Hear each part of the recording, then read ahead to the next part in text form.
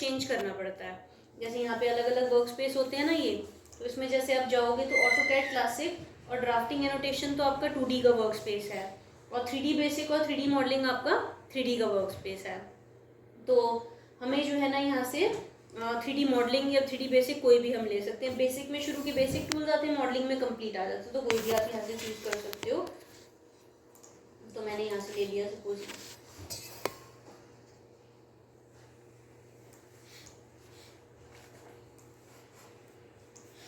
तो देखो 3D का वर्क स्पेस खुलकर आ गया। इसमें सारे 3D के कमांड्स हैं। अब इसके बारे में समझ लेते हैं। तो सबसे पहले 3D में काम करने के एडवांटेज मैं आपको बता देती हूँ कि 3D में हम काम क्यों करते हैं, जबकि हमारे लिए 2D में काम करना ज़्यादा आसान होता है, लेकिन फिर भी हम 3D में काम करते हैं क्योंकि इसके कुछ एडवांटेजेस होते हैं। देखो सबसे पहली एडवांटेज ये होती है कि जैसे हम कोई भी ऑब्जेक्ट बनाते हैं, जैसे कि हमने 2D में कोई भी ऑब्जेक्ट बनाया, सपोज मैंने बॉक्स का कोई व्यू बना दिया, top front left right back. अब अगर मैं किसी लेमैन को ये ड्राइंग दिखाती हूँ तो वो यही कहेगा कि एक रेक्टेंगल है या फिर एक स्क्वायर है, क्योंकि इसके अंदर 2 कोऑर्डिनेट्स हैं। लेकिन अगर मैं यही ऑब्जेक्ट को 3D में कन्वर्ट कर दूँ, मतलब इसे अगर मैं थर्ड कोऑर्डिनेट वैल्यू प्रोवाइड कर दूँ, अब कोई भी आसानी से देख के बता सकता है कि ये बॉक्स है, ये तो सिंपल सा एक बॉक्स है। अगर कोई कॉम्प्लिकेटेड सी शेप में भी ऑब्जेक्ट होगा तो भी कोई आसानी से देख के बता पाएगा कि ये क्या ऑब्जेक्ट बना है। तो सबसे पहला 3D का एडवांटेज ये होता है कि 3D की ड्राइंग्स को देख के कोई भी आसानी से पहचान सकता है कि ये क्या ऑब्जेक्ट बनी हुई है। दूसरा इसका एडवांटेज ये होता है कि जैसे हम जब 2D में काम करते हैं ना, तो हमें किसी भी ऑब्जेक्ट के सारे व्यूज अलग अलग बनाने पड़ते हैं, top front left right back. लेकिन जब हम 3D में काम करते हैं तो यहाँ पे हमारे पास ये व्यू की ऑप्शन आती है, जिसकी हेल्प से आप ऑटोमेटिकली इसके सारे व्यूज जनरेट कर सकते हो। जैसे टॉप हो गया, बॉटम हो गया, लेफ्ट है, राइट है, फ्रंट है, बैक है, और ये सभी आइसोमेट्रिक व्यूज हैं। तो आपको सारे व्यूज अलग अलग बनाने की जरूरत नहीं पड़ती, आप व्यू की ऑप्शन से इसके सारे व्यूज जनरेट कर सकते हो। हेलो, हाँ जी। ये जो है हमारे इसमें अलग अलग व्यूज देख सकते हैं। थर्ड इसका एडवांटेज ये है कि इसमें जो है 3D की जो ड्राइंग्स होती है ना, वो काफ़ी प्रेजेंटेबल होती है। आप चाहे 2D में जितनी मर्जी प्रेजेंटेशन देने की कोशिश कर लो, आप कलर दे दो, हैश दे दो, लाइन टाइप्स दे दो, लेकिन जैसी प्रेजेंटेशन 3D में पॉसिबल है वैसी 2D में पॉसिबल नहीं है। तो ये इसकी कुछ एडवांटेजेस हैं जिसकी वजह से हम 3D का काफ़ी ज़्यादा यूज़ करते हैं। जितने आगे हाई एंड सॉफ्टवेयर हैं वो भी सारे 3D बेस्ड ही होते हैं। अच्छा, अब देखो जब हम 2D में काम करते हैं ना, तो हमारा जो UCS है वो इस तरीके से आता है। इसमें 2 कोऑर्डिनेट्स हैं, x और y, ठीक है। जो तीसरी वैल्यू है वो मिसिंग है। लेकिन अब जब हम 3D में काम करते हैं तो हमारा जो UCS है ना, वो इस तरीके से आ जाता है। इसमें तीनों कोऑर्डिनेट्स हैं, x, y और z। इसमें x लेंथ है, y विड्थ है और z हाइट है, ठीक है। ये चीज़ कभी भी चेंज नहीं होगी, चाहे UCS की कोई भी पोजीशन हो। देखो अलग अलग व्यूज में अलग अलग पोजीशन होती है, लेकिन ये चीज़ हमेशा फिक्स्ड रहती है कि x लेंथ है, y विड्थ है और z हाइट है। हम अपना 3D में जितना भी काम करेंगे ना, वो सारा UCS के बेसिस पे ही करेंगे। जैसे UCS की पोजीशन होगी उसी के अकॉर्डिंगली हम वैल्यूज प्रोवाइड करेंगे। तो ये चीज़ है इसमें। अब देखो जैसे हम अभी 3D में काम करना स्टार्ट कर रहे हैं ना, तो एक तो हमें ज़रूरत पड़ेगी ये सारे बेसिक एलिमेंट्स की। ये सभी बेसिक एलिमेंट्स हैं जिनकी हेल्प से आप कुछ सिंपल शेप्स बना पाओगे। दूसरा हमें ज़रूरत पड़ेगी ये सारे व्यूज़ की, जैसे मैंने अभी आपको करके बताया ये अलग अलग व्यूज़ होते हैं। और तीसरा हमें ज़रूरत पड़ेगी ये सारे विजुअल स्टाइल, शेडिंग मोड्स। अलग अलग शेडिंग मोड्स होते हैं। देखो जैसे हम कोई भी ऑब्जेक्ट बनाते हैं ना, तो अलग अलग शेडिंग मोड्स रहते हैं इसके अंदर। 2D wireframe, conceptual, hidden, realistic, तो ये अलग अलग शेडिंग मोड्स हैं इसके अंदर, तो इनकी हमें ज़रूरत पड़ेगी, ठीक है। तो इनके बारे में हम समझेंगे। तो देखो अभी मैंने जैसे 2D, नॉर्मली हम जैसे 2D में टॉप प्लेन में काम करते हैं ना, मैंने वो लिया है। तो सबसे पहला कमांड इसमें हम करेंगे बॉक्स का। मैंने यहाँ से बॉक्स लिया, ये आपसे पूछेगा फर्स्ट कॉर्नर, मैंने पहला कोना दिया, अदर कॉर्नर मैंने दूसरा कोना दे दिया, 1 और 2 कॉर्नर्स दिए और एक हाइट दे दी। तो ये इस तरीके से 3D में कन्वर्ट हो गया। मैंने इसको यहाँ से जाके आइसोमेट्रिक में देखा, ठीक है, और यहाँ से आप इसको हिडन मोड में ले लो ऐसे। लेकिन आपने देखा कि अभी मैंने जो बॉक्स बनाया है उसमें मैंने ना ही कोई लेंथ दी और ना ही कोई विड्थ दी। लेकिन अब सपोज अगर आप एक स्पेसिफिक लेंथ विड्थ हाइट का बॉक्स बनाना चाहते हैं तो मैंने क्या किया, कमांड लिया बॉक्स, क्लिक करा। एक तो आपसे पूछते हैं अदर कॉर्नर, ये ब्रैकेट में दो ऑप्शंस आ रही हैं, क्यूब या फिर लेंथ की।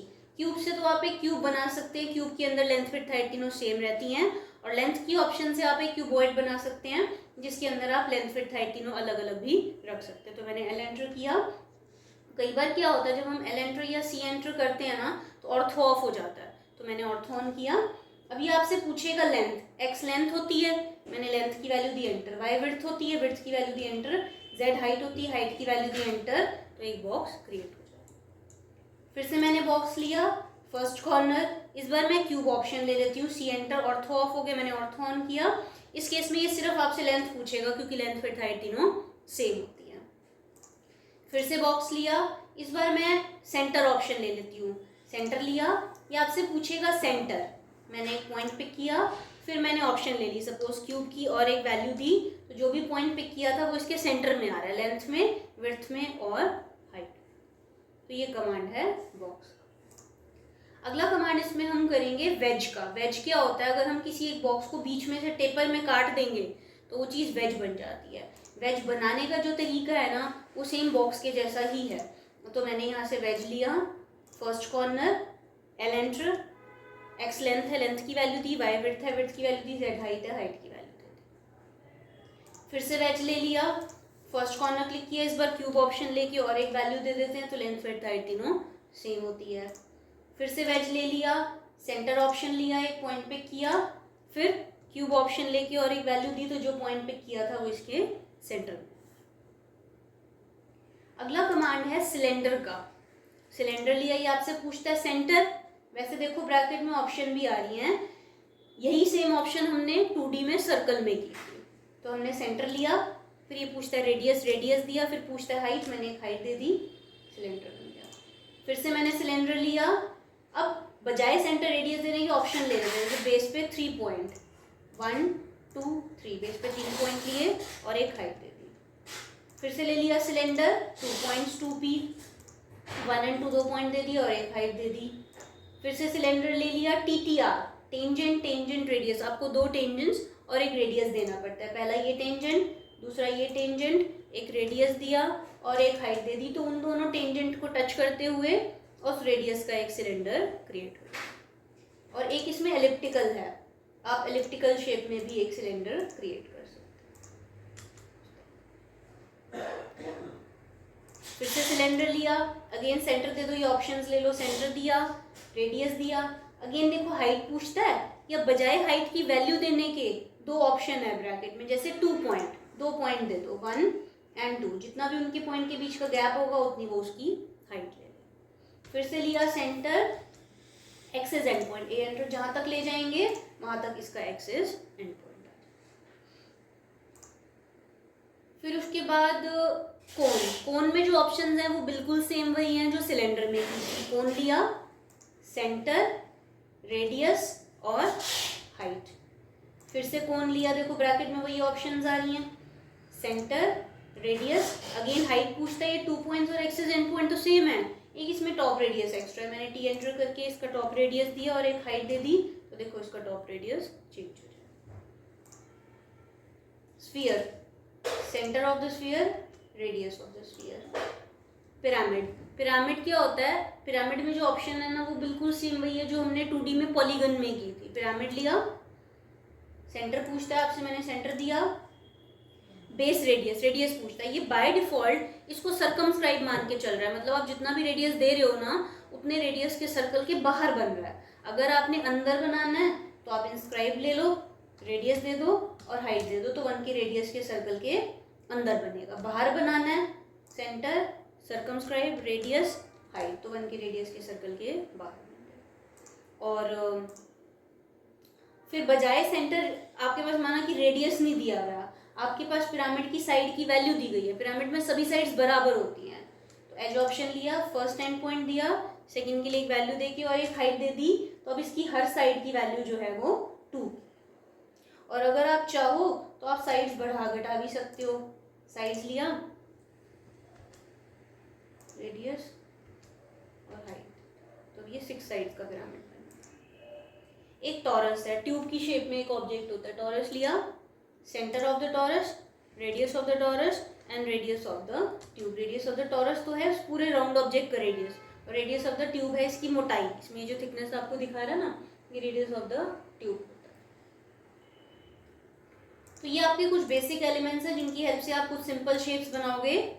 3 और कमांड जिसमें हम करेंगे, नोट कर लो, इनको हम कहते हैं Boolean operations, BOOLEAN, Boolean operations. इसमें सबसे पहला कमांड है, 3 कमांड है इसमें। पहला कमांड है यूनियन, शॉर्टकट है UNI, या फिर आप यूनियन यहाँ से भी ले सकते हो। इसकी हेल्प से आप 2 या 2 से ज़्यादा 3D ऑब्जेक्ट्स को ज्वाइन कर सकते हो, जोड़ सकते हो। जैसे अभी ये 1 और 2 अलग अलग है ना, मैंने यूनियन लिया, दोनों को सेलेक्ट करके एंटर किया तो ये जुड़ गए। लेकिन यूनियन आपने तब करना है जब आपका सारा काम खत्म हो जाए, क्योंकि एक बार यूनियन करने के बाद आप उनको अलग अलग नहीं कर सकते, कोई कमांड नहीं है इनको अलग अलग करने के लिए। अगला है सब्ट्रैक्ट, शॉर्टकट है SU। सब्ट्रैक्ट आप यहाँ से भी ले सकते हो या SU एंटर। ये पूछेगा select solid region to subtract from, किसमें से, इसमें से एंटर, किसको, इसको एंटर। तो जो पार्ट उसके अंदर मर्ज कर रहा था वो हॉलो हो जाएगा, खोखला हो जाएगा। ज़रूरी नहीं है कि बड़े में से ही छोटे को करो, इसमें से एंटर, आप इसको भी कर सकते। और लास्ट ऑप्शन है इंटरसेक्ट, शॉर्टकट है IN। इसका उल्टा है सब्ट्रैक्ट का। सब्ट्रैक्ट में दोनों का कॉमन पोर्शन हॉलो हो जाता है, खोखला हो जाता है, इसमें सिर्फ कॉमन पार्ट रह जाएगा, बाकी सारा डिलीट हो जाएगा।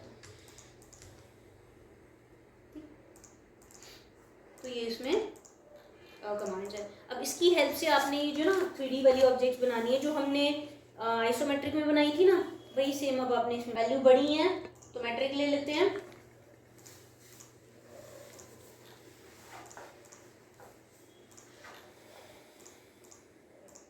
एलेंटर, लेंथ की वैल्यू है इसमें 24, विड्थ की वैल्यू है इसके अंदर y विड्थ होती है, तो विड्थ की वैल्यू की चौड़ाई है 20 की और इसकी हाइट है 10 की। एक बॉक्स बन गया। फिर अगेन बॉक्स कमांड लिया, क्लिक करा, एलेंटर, ऑर्थो ऑफ हो गया, ऑर्थो ऑन किया। इसकी लेंथ x के पैरेलल ऐसे है 10, y के पैरेलल इसकी चौड़ाई है 20, हाइट है इसकी 10 की।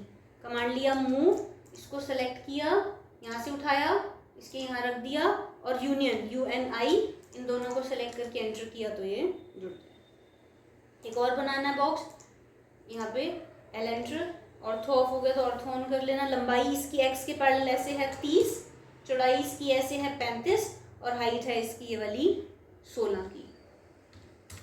फिर से बॉक्स लिया, क्लिक करा, एलेंटर, ऑर्थो ऑफ हो गया, ऑर्थो ऑन किया। लंबाई है 14, चौड़ाई है 35 और हाइट है 14 की। कमांड लिया मूव, इसको सेलेक्ट किया, यहाँ से उठाया, इसके यहाँ रख दिया, और फिर इन दोनों को, ठीक है। तो ऐसे करके जो है ना, आपने ये सारी जो सिंपल वाली बॉक्स की ड्राइंग्स है ना, सिंपल वाली ये नहीं बना पाओगे अभी आप, जो सिंपल जैसे ये सारी बॉक्स की है ना, ये बना लोगे आप। तो ये सारी ट्राई करो।